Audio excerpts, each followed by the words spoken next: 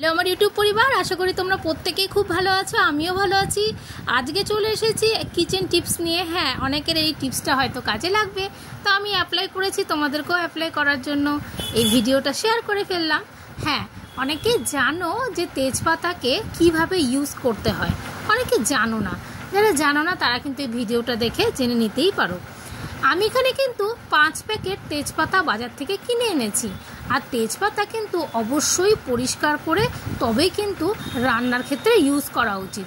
আমরা কিন্তু অনেকেই আছি খুব অলসতার কারণে তেজপাতাকে কিন্তু বাজার থেকে নিয়ে এসেই কিন্তু আমরা রান্নার ক্ষেত্রে ইউজ করে থাকি।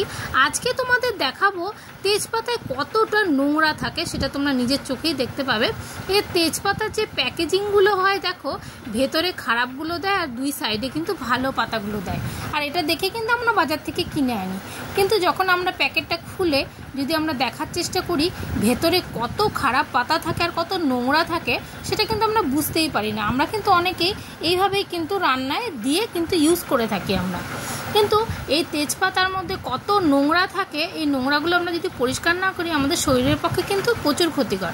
দেখো আমি কিভাবে পরিষ্কার করে নিয়েছি, এগুলো কিন্তু সব নোংরা বেরিয়েছে। আর দেখো এখানে ফ্রেশ কতগুলো পাতা বেরিয়েছে। এই পাতাগুলোকে কিন্তু আমি এখন ওয়াশ করে নেব।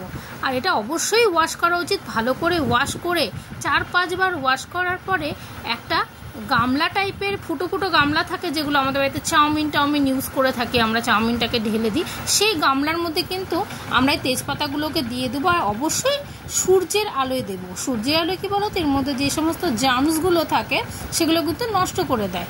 আর এটাকে কিন্তু খুব সুন্দর একদম ক্লিন দেখতে পাচ্ছ, একদম পরিষ্কার তেজপাতাগুলো কত সুন্দর।